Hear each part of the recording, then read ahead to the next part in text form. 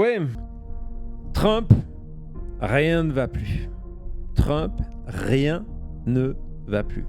Hein, la première partie de cette émission vous a déjà démontré qu'il n'y a pas grand-chose qui va, mais vous allez voir que là, rien ne va plus. Et si vous êtes supporter de Donald Trump, vous l'avez compris hier, lorsque vous étiez devant Fox News et qu'il y a eu ce moment-là. And that is excellent or good, 24%, only fair or poor, 76%. And that has got to have Republicans, Senate and House, concerned. Absolutely, Brett. And the truth is, there's not much good news for Republicans in this whole poll we did. You know, underwater on the economy, as you showed, underwater on affordability. Those two issues are front and center for sure. Republicans have a little bit of a lead on national security and, I guess, law enforcement, but everywhere you look, Republicans are down. Now, there is a bit of good news. As you mentioned, the redistricting will help them with seats in the House, and they will probably need every one of them they can get from that. Voilà, quand on ressort Brit Hume, c'est lui qui parlait pour vous dire qu'il n'y a pas de bonnes nouvelles dans ce sondage, que la seule bonne nouvelle, c'est grâce au découpage électoral, on va peut-être limiter les dégâts, mais que dans ce sondage, il n'y a pas de bonnes nouvelles. C'est la soupe à la grimace à Fox News. Et d'ailleurs, regardez, justement, donc ça c'est les chiffres, je voulais la photo juste à côté. Voilà, exactement. Regardez, vraiment, c'est du côté de Fox News, on fait la gueule parce que vous avez vu. Donc, vas-y, redonne-nous ces chiffres. Vous le savez que la première raison de motivation des électeurs, c'est la situation économique. Et il n'y a que 24% des Américains, je ne sais pas qui ils sont, il faudra me donner la liste, qui estiment que les conditions de l'économie aux États-Unis sont excellentes, voire bonnes. Ouais. Dans les détails, je sais aller voir, la majorité, la très large majorité à 80%, c'est bonne, c'est pas excellent. Hein. C'est une manière de regrouper tout ça, ce qui lui permet de commencer son discours en disant excellent, et en fait on voit que les résultats sont très mauvais, ce qui est en plus inquiétant et qui lance cette vague de panique. On dit voilà, alors que les midterms arrivent, il n'y a pas vraiment de raison de s'enthousiasmer. C'est quand on va regarder dans ce qu'on appelle les issues dans ce sondage Fox, ce qui sont les problèmes au cœur des Américains. Thomas va vous le montrer tout de suite, les issues, vas-y, c'est là, ça arrive. Vous allez voir qu'il y a peu de sujets sur lesquels les républicains ont un avantage sur les démocrates. Et le problème, c'est que ce sont des sujets qui ne sont pas au cœur des préoccupations ou que les républicains ne peuvent pas utiliser. On va en parler en 2 secondes. Vous voyez que sur les questions qui sont les plus importantes, qui est donc le affordability, le income equality, 60% pour les démocrates, 38% pour les républicains. Et même sur des sujets, et ça j'avoue que j'ai été complètement surpris, regardez sur les questions de l'immigration. Regardez sur les questions de l'immigration, qui est un des points forts de Donald Trump. Plus trop maintenant. Non, 50-50. 50-50. Sur l'ensemble des sujets qui comptent aujourd'hui, avantage aux démocrates. Et quand je vous dis qu'on est vraiment embêté du côté de l'administration Trump, c'est que depuis... Et vous l'avez très certainement en tête lorsque je vais vous dire ça, mais depuis le début de l'administration Trump, il explique que grâce à lui, il n'y a plus de problème de crime aux États-Unis. Il n'y a plus de problème de crime aux États-Unis, entre autres à DC, etc., etc. Et donc le seul sujet où les républicains ont une avance aujourd'hui, c'est le traitement du crime. Comment vous pouvez faire la campagne en disant on va vous protéger alors que, soi-disant, le crime a disparu aux États-Unis? C'est vraiment un véritable problème pour les démocrates, pour les républicains. C'est qu'il n'y a pas vraiment de sujet aujourd'hui qui peut être fort. Et on va voir du coup quelle est leur double décision. Mais avant ça, je voudrais qu'on continue sur ce sondage Fox. On va voir au niveau de la Chambre des représentants. On se dit, si on regarde ce qu'on appelle le generic ballot, regardez, c'est le record de Fox News depuis 2018. Et en fait, il n'y a jamais eu autant d'avantages pour les... donc là, c'est la Chambre. Pour les démocrates, 53 contre 48. Alors, comment on espère limiter les dégâts? Limiter les dégâts, ça veut dire quoi? Ça veut dire, on se dit, bah tiens, si on arrive à ce que les démocrates aient entre 7 et 10 sièges d'avance, une majorité de 7 à 10 sièges, on aura limité les dégâts. On en est arrivé là aujourd'hui. Et on va voir dans quelques secondes, je pense qu'on a le générique de Emerson qui est sorti aujourd'hui. Vous allez voir qu'on est dans les mêmes statistiques. C'est une autre compagnie de sondage. Évidemment, tout ça, ce sont des compagnies de sondage qui sont d'extrêmement bonne qualité, qui travaillent comme il faut le travailler. Si vous avez des doutes, vous pouvez aller voir tout ce qui est les classements faits par des sites comme Silver Bullet, The Night Silver ou Strength and Numbers. Vous en parlez avec Jean-Marc Léger souvent. Oui, on en parle souvent. Ce sont des très très bonnes compagnies. Et regardez la courbe comme elle va. Donc, pourquoi les deux augmentent? Parce qu'on se rapproche des élections. Donc, ça veut dire quoi? Ça veut dire que les électeurs se préparent. Ceux qui ne s'intéressaient pas à la politique disent bon, on va aller voter. Mais donc, du côté des Républicains, on est passé de 40% à 42%, mais des démocrates de 50 à 53%. On a le même ordre de grandeur. Et cet ordre de grandeur, où il est extrêmement important, c'est que si il devient une réalité, alors oui, on va limiter les dégâts pour les Républicains à la Chambre des représentants, on va perdre la Chambre des représentants, mais ça veut dire que le Sénat est en jeu. Et regardez, on est toujours du côté de Fox News, on estime désormais qu'on est dans une situation où vous avez une situation, je pense qu'on a le résumé, je te l'ai mis à côté là, sondage 5, 6, je ne sais plus, vas-y, continue, le premier tout en bas, ta ligne d'en bas, voilà, je pense que c'est là pour avoir les chiffres. Donc, c'est les chiffres de Fox News. Ils estiment qu'il y a 48 sièges assurés pour les démocrates, 48 pour les républicains, et que ça va se jouer sur 4. Alaska, Iowa, Maine et Ohio. Évidemment, on va aller les visiter et ils disent que pour l'instant, il y a un avantage léger des républicains au Texas. Donc, c'est encore jouable. On va aller les visiter avec Cody dans des prochaines éditions du journal des midterms. Mais donc, vous voyez où on en est dans cette situation-là. On est extrêmement serré. Et ce qui est nouveau, avant de passer de nouveau, excuse-moi, je passe du coq à l'âne. On va continuer d'abord sur ce sondage fait par Pew Research. Donc, encore une fois, on est extrêmement sur des instituts extrêmement sérieux sur les différences en termes de démographie. Pour les midterms, vous allez voir qu'aujourd'hui, il n'y a plus qu'une seule catégorie d'électeurs où Donald Trump a une avance.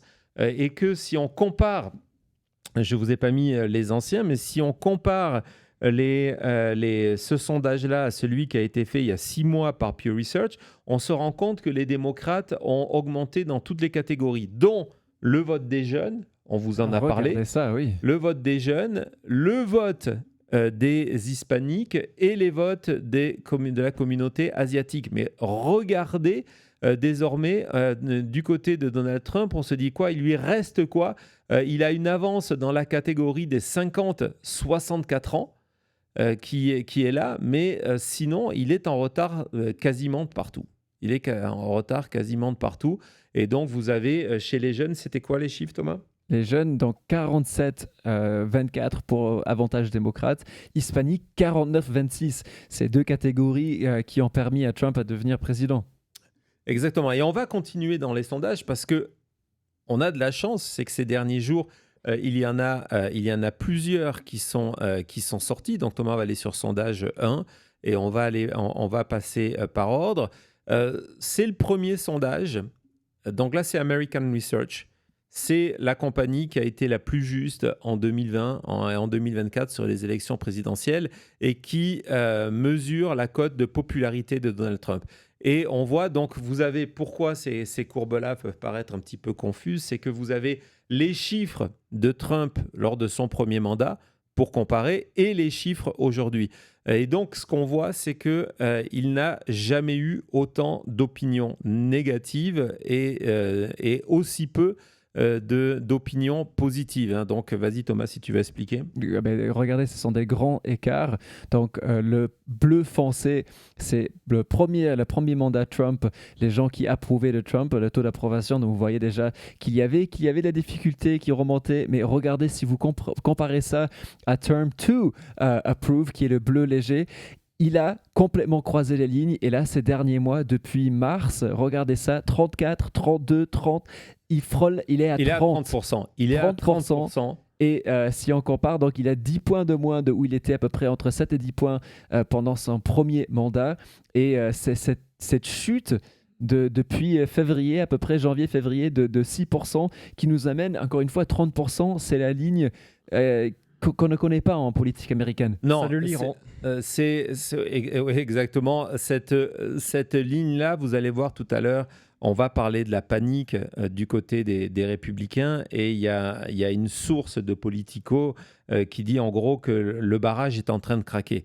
Et il parle du bottom qui est en train de s'effondrer. Et quand le bottom s'effondre, c'est qu'il n'y a plus rien. C'est-à-dire que vous avez perdu ce qui étaient les gens qui étaient venus, le haut des gens qui vous soutenaient. Bon, c'est normal, ils ont voté pour vous, ils ne sont pas contents. Vous avez perdu la moitié. Là, vous êtes au dernier tiers de votre électorat, là où il y a les électeurs les plus fidèles. Et comme rien ne va plus, vous êtes en train de perdre ça. C'est 30%. Ça veut dire exactement ça. On va continuer dans ce sondage America Research qui vous explique que donc c'est la première fois et que c'est encore pire quand on regarde les questions économiques. Donc il a 70% d'opinions négatives. Ça rejoint les chiffres de Fox, hein. 70% d'opinions négatives quand on demande aux Américains qu'est-ce que vous pensez de l'action sur l'économie de Donald Trump, et quand on sait que c'est lui il en a fait sa force pendant la campagne. Vous comprenez pourquoi il répète en permanence que c'est le Golden Age. Dans ces mêmes chiffres, regardez ce comparatif, on voit que ce qui est inquiétant pour Donald Trump, c'est qu'il y a de moins en moins de personnes qui sont indécises, et que ces personnes indécises viennent rejoindre la courbe des personnes qui sont en désaccord avec Donald Trump. C'est pour ça qu'on passe de 66 à 67% des gens qui n'approuvent pas l'action économique de Donald Trump. C'est-à-dire que les intentions sont en train de se figer, et ce sont des chiffres extrêmement négatifs pour les républicains. On va continuer donc dans les détails. Évidemment, je vous l'ai dit, c'est 70%. On va les passer et on va aller dans ce sondage. Pourquoi je vous ai choisi celui-là? Il a été publié aujourd'hui parce que c'est GL Partners qui l'a fait. GL Partners, c'est une compagnie pro-MAGA, pro-Trump. Et pour vous montrer que même les compagnies MAGA, aujourd'hui les compagnies proches du Parti républicain, ont du mal à trouver des bonnes nouvelles pour Donald Trump. On vous dit là qu'il a 56% d'opinions négatives, 60% dans les autres, ici 56%. C'est une compagnie pro-Trump. Et regardez, ce qui est intéressant, c'est qu'ils sont allés sonder les électeurs de Donald Trump, et évidemment, on se retrouve dans cette situation par rapport à l'Iran. Tout ça est lié à l'Iran. On voit que donc, au niveau des électeurs Trump, ce sont des électeurs Trump, encore une fois, on considère aujourd'hui que cette opération militaire en Iran, c'était la mauvaise chose. C'était la mauvaise chose. Il n'y a plus que 21% des électeurs de Trump, 21% des électeurs de Trump qui considèrent que c'était la bonne chose, l'Iran. Et ça, c'est avant une probable escalade. Ah, c'est fou, c'est tout ça. Vous allez voir quand on va vous parler de regime change, c'était prévisible. On savait qu'il fallait surtout pas faire ça. Et en général, les Américains, vous voyez comme du côté de Donald Trump, on avait resserré les courbes, même si elles étaient encore si elles étaient encore relativement larges, et on voit que c'est reparti à la hausse. Les Américains, alors on a moins parlé de la guerre en Iran lorsqu'il y avait cette espèce de cessez-le-feu.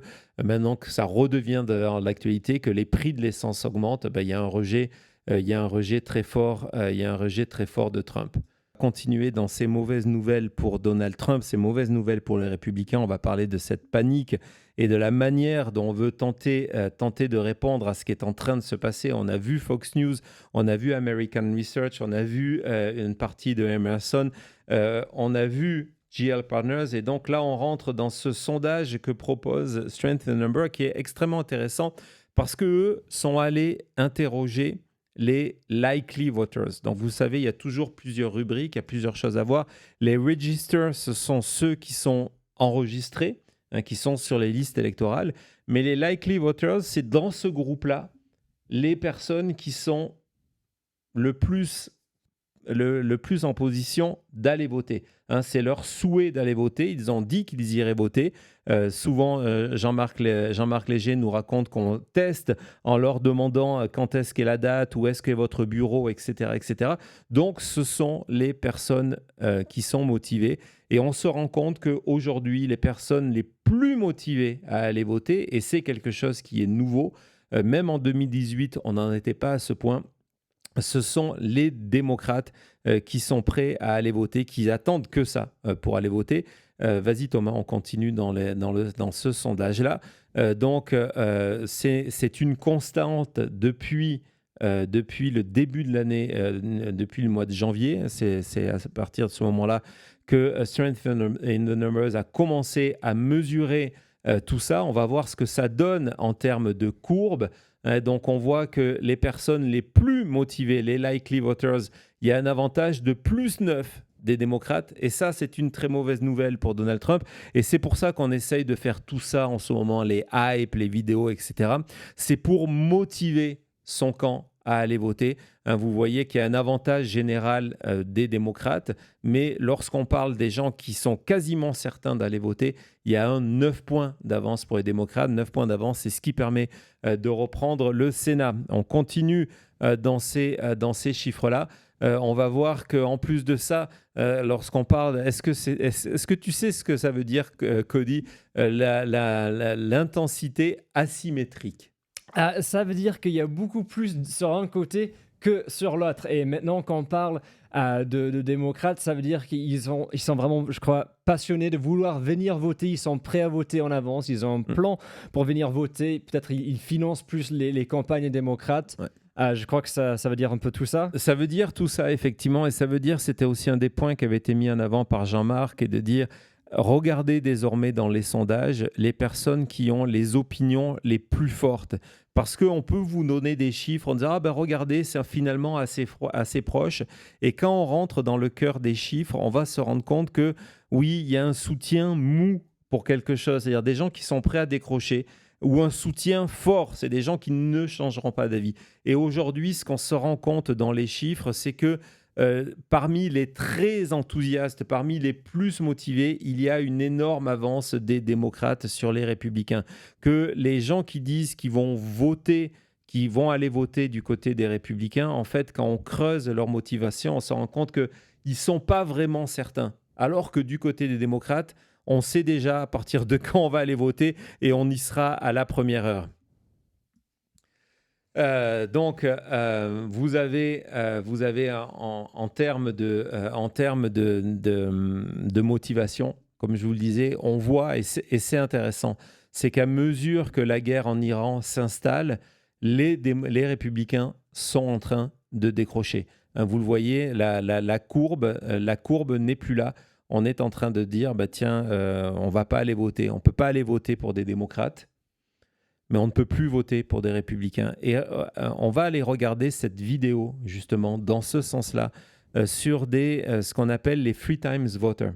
Les Three Times Voters, ce sont ces électeurs qui ont voté 3 fois pour Donald Trump. Ils ont voté, évidemment, en 2016, ils ont voté en 2020, et ils ont voté en 2024. Et vous allez voir qu'il y a de plus en plus de républicains qui disent « Non, on ne votera plus pour lui ». Vas-y Thomas. And that is excellent or good. This war has been it's been taxing on everyone, and I'm on a fixed income, and so it's you know, other ones that are on fixed income are really feeling it. If you could talk directly to the president, we know he likes to watch TV. What would you tell him about this war? President Trump, you shouldn't have got us in this war and was going to end it fast, soon, and now you're starting all over again. Has the war helped your life at all? No. For one thing, it causes me angst, makes me angry. And as I said, I'm very disillusioned. My entire family is disillusioned.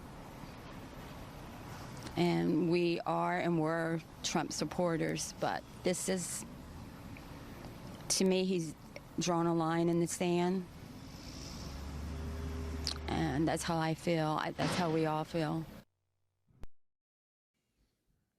Alors, ce qui est intéressant, c'est que ce micro-trottoir qui correspond à la réalité des sondages, on est en Caroline du Nord. La Caroline du Nord, c'est un de ces États où les démocrates vont apparemment gagner. On en parlera dans un journal des midterms très prochainement. Ça fait partie de ces fameux pick-up que les démocrates vont faire, un siège du Sénat qu'ils vont gagner avec John Cooper. Et donc, vous entendez ces personnes qui utilisent le passé quand on parle de Donald Trump. Je trouvais que c'était, je ne sais pas ce que tu en penses, le plus fort quand elle se corrige. Vas-y. Oui, de le mettre dans le passé, c'est vraiment quelque chose de très fort. Ça, je crois que ça montre qu'il y a vraiment une vraie coupure de Trump, de dire c'était notre candidat, c'était notre espoir. Donc ça veut dire qu'il n'y a plus l'espoir dans le futur pour l'élection. Si on avait encore un peu d'espoir, on dirait oui, mais Trump peut nous sauver, pas Trump nous a menti, Trump nous a déçus. Donc je crois que c'est vraiment quelque chose d'intéressant et quelque chose que j'espère qu'on entendra de plus en plus. En tout cas, c'est quelque chose que l'on voit dans les chiffres. Donc on vient de voir que cette enquête de Strength in the Numbers a montré que les électeurs de Donald Trump, même s'ils continuent certains à le soutenir, ne sont pas extrêmement motivés à aller voter. Et il y a toute une série de sondages extrêmement intéressants qui nous démontrent que rien ne va plus parce qu'on va y passer. Ce sont des sondages MAGA sur les électeurs de Trump. On a vu tout à l'heure ces chiffres des sondages de GL Partners en montrant qu'il y avait une partie des électeurs de Donald Trump qui rejetaient la guerre. En fait, c'est un malaise beaucoup plus profond. Donald Trump, avant de tenter, et il ne va même pas tenter, de toute façon, soyons clairs, de se dire comment je vais aller séduire des électeurs indépendants, parce que la faille est trop grande à combler. Sa première chose, c'est de se dire comment je vais convaincre mes propres électeurs, des gens qui ont voté 3 fois pour moi, de venir se déplacer. Parce qu'on va voir que sa base est en train, et évidemment tout ça est principalement lié à l'Iran, parce que les Américains ont compris l'effet de l'Iran sur les prix aux États-Unis, et ça ne va pas s'améliorer. Et donc, à un moment où les opinions se forment maintenant, vous l'avez compris, enquête après enquête, c'est maintenant que l'essentiel des électeurs se décide. On va voir cet ensemble de cette enquête qui a été faite par Politico, qui nous explique, regardez, il y a cette chute de 13 points parmi des électeurs qui soutiennent Donald Trump sur la raison de continuer la guerre en Iran. Regardez, du côté des électeurs MAGA, il y en a 37% qui disent on doit continuer uniquement si ça ne fait pas augmenter le coût de la vie aux États-Unis. Si ça fait augmenter le coût de la vie aux États-Unis, le détroit d'Ormuz, etc., arrêtons cette guerre en Iran. Et donc, vous avez cette dernière ligne qui nous dit que presque un électeur sur 5, MAGA, encore une fois, estime que les États-Unis doivent arrêter cette guerre, quels qu'en soient les coûts. Il faut arrêter cette guerre, qu'elle nous rapporte ou plus, etc. Il faut l'arrêter. Un électeur MAGA sur 5. 20% de sa base. C'est 20% de sa base. C'est extrêmement important. Et donc, regardez ce qui se dit du côté de la Maison-Blanche. Il y a un niveau de frustration maximum. Parce qu'on sait d'où vient le problème, mais Donald Trump ne veut rien faire. Il ne veut pas concéder sa défaite en Iran. Et on dit, ça ne va pas s'améliorer. Plus on va avoir d'Américains morts, et tous ces chiffres, soyons clairs, ont été faits, tous ces sondages ont été faits justement avant les nouvelles de ces désormais 18 Américains, peut-être 19, peut-être 20, qui ont été tués du côté de cette guerre en Iran. Et donc, à mesure que ces chiffres-là vont augmenter, on va rentrer dans une situation qui est politiquement impossible. On va regarder quelques détails de ce sondage de Politico parce qu'il est vraiment très intéressant. Donc, on nous dit, voilà, on est dans une situation politique impossible. Lorsque vous êtes aujourd'hui, on va le voir sur le terrain, pourquoi il y a cette panique du Parti républicain.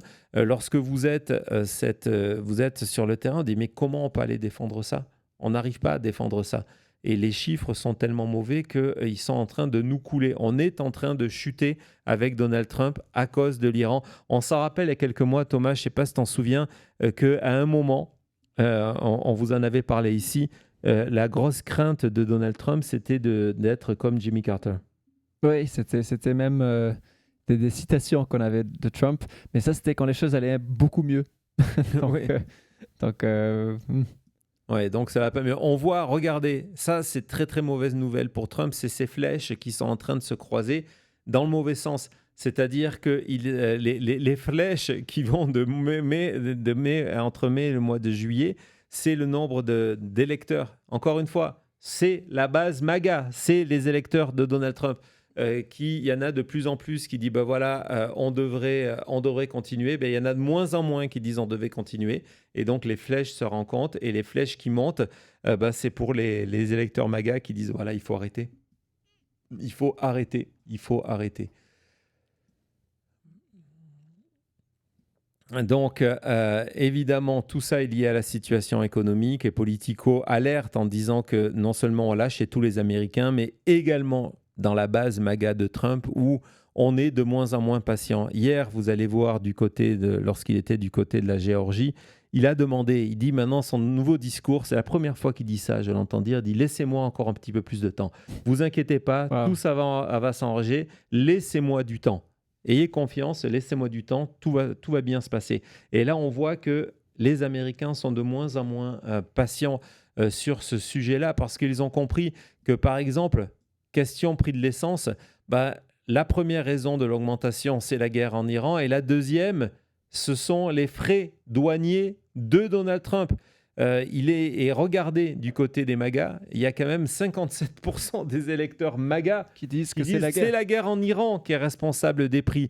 Et donc voilà, souvent on se dit oui, il y a toute cette propagande, il y a tous ces discours de Donald Trump. Peut-être que ça ne perce pas la bulle. Quand ça perce la bulle et que ça va dans votre porte-monnaie, que vous soyez MAGA, non MAGA, électeur de Kamala Harris, vous comprenez d'où viennent les problèmes. Ouais. Donc, celui-là, il m'a complètement marqué parce que c'est les niveaux. On est allé demander aux électeurs, encore une fois, les électeurs MAGA, s'ils pensent, s'il y avait eu Kamala Harris, est-ce que les prix de l'essence auraient augmenté ? Et il y en a 1 sur 5, donc 20% qui disent non. S'il y avait eu Kamala Harris, les prix de l'essence auraient moins augmenté. Intéressant de voir qu'il y a quand même 1 sur 5 qui dit ça. C'est intéressant. Donc tout ça, ça fait quoi ? Ça fait qu'aujourd'hui, comme rien ne va plus, on panique au niveau des Républicains. Je vous en parle tout de suite après.